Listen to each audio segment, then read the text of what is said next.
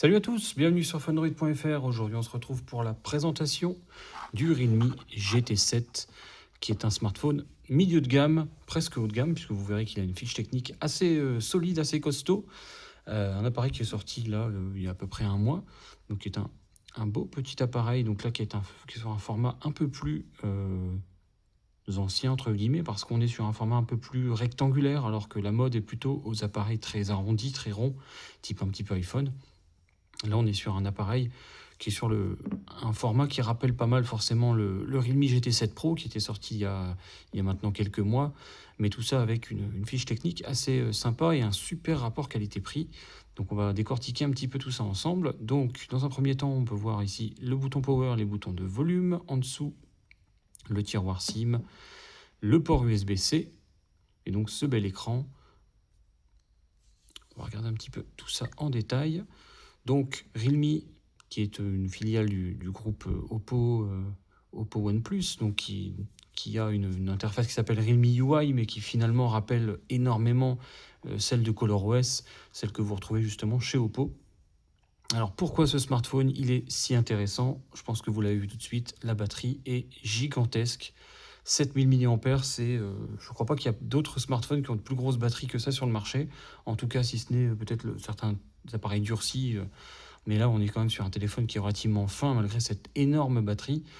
Donc, on va pouvoir décortiquer un petit peu sa fiche technique sur notre site fundroid.fr. Hop. Donc, on est sur un appareil qui coûte 499 €. Donc, c'est quand même un rapport prix extrêmement bon.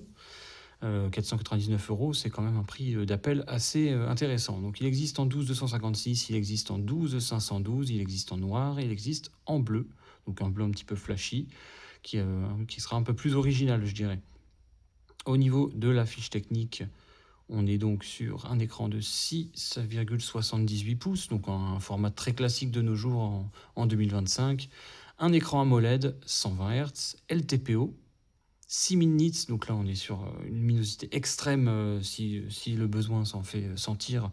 Donc par exemple si vous êtes vraiment en plein soleil, également vous avez le HDR10+, un écran 2780 par 1264 pixels, Android 15, donc Realme UI comme je vous disais.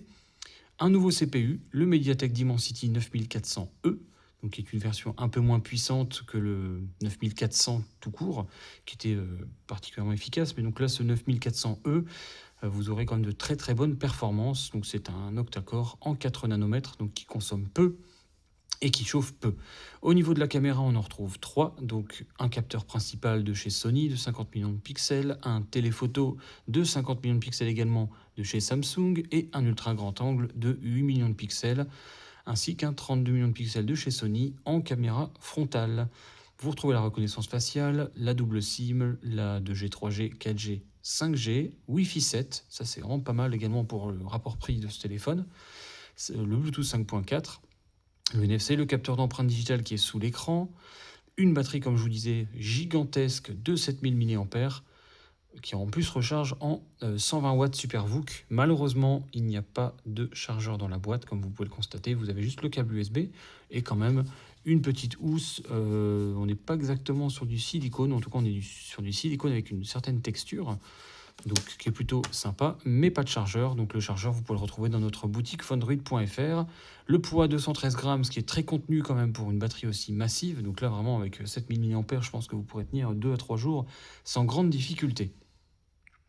IP68, IP69, donc ce téléphone il ne manque vraiment rien, donc c'est-à-dire que là vous pourrez le mettre dans l'eau sans problème.